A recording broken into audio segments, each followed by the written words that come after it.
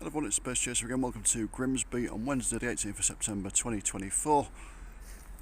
I'm here to look at one of the most recognisable buildings in Grimsby town centre, and one which unfortunately doesn't appear to have much of a future.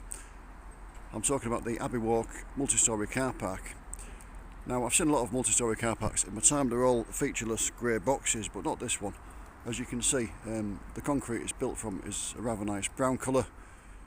It's got an unusual shape, which we'll see more of later as I walk around it. And also there's the artwork that you can see there. Just come across the road so you can see it a little bit clearer. There are 4 designs of those panels, and I'll talk about those in a little bit.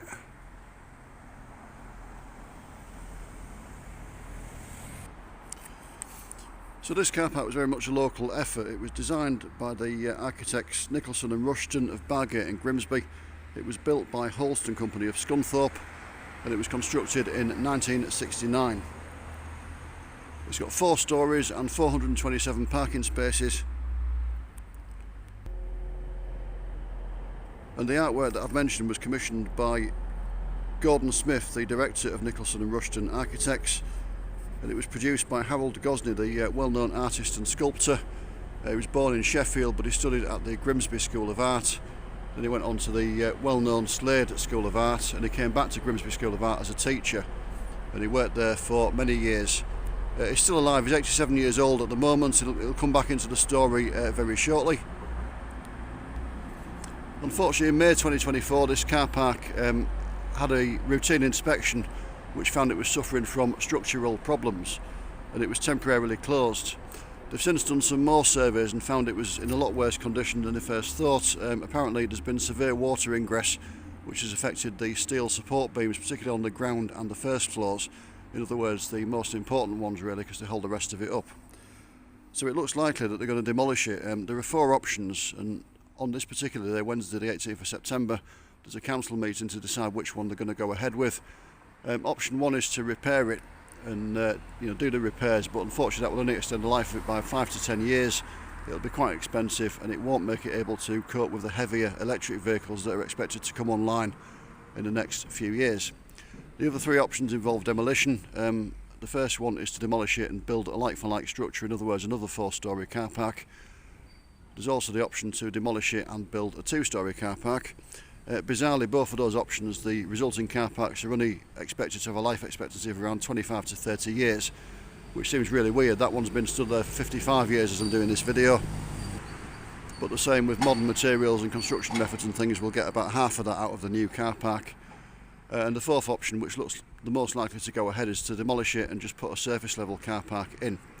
There is a glimmer of hope for the artwork. Apparently the council have got a meeting with Harold Gosney at some point in the near future to try and ask how they were created, and also how they were attached to the main structure, with a view possibly to removing them separately and putting them on display somewhere. Harold Gosney took his inspiration from the manual for the car he drove at the time that this car park was being constructed. It was an Austin Cambridge estate, and apparently there were diagrams in it of the carburettor and the suspension system and other things like that. And he copied those diagrams and made them into these artworks, and that's where they come from. So what I'll do, as I say, there is a meeting today. I'll put the outcome of that meeting in the description to the video, so it should be on there, very shortly after the video is posted. I'll put it in there to say which option they've taken. What I'll do now is I'll have a walk around and I'll show you the other side of the building and a bit of a distant shot of it as well, and show you the unusual sort of shape and style of it. And I'll do a couple of further update videos, probably in the form of shorts, to say how the demolition's going, if they do demolish it, and whether they've managed to preserve the artwork or not. If they do demolish it, it's going to be very soon. They're saying they want it done by spring 2025, in other words about 6 months after the filming of this video. As I say, we'll have a walk around, we'll see the other side of it. This is the Abbey Walk side, and then I'll show you some longer distance shots of it as well.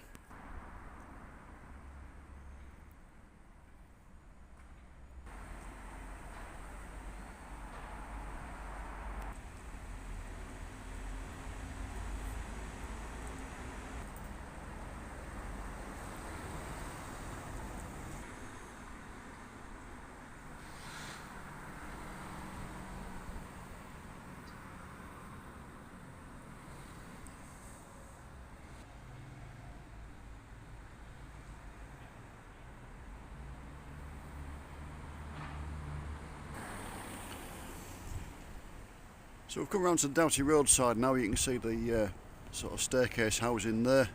I say we because I've got Alfie the border collie with me, there he is. But yeah, you can see on this side as well they've got the artwork in the concrete. The fairly typical raised sort of grassed area with a few trees and things that they used to put around buildings in the 60s and 70s. Yeah, you can see the building sloping down there for the ramps.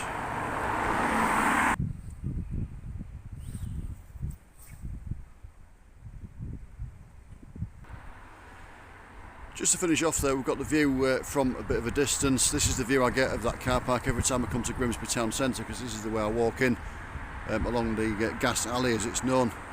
You can see it far better obviously in the winter when the trees aren't in leaf. But yeah, as I say, I will do some update videos to see what happens with it and see if any of the artwork manages to get preserved. But as always, thank you for joining me and Alfie. Take care and I'll see you again soon. Bye for now.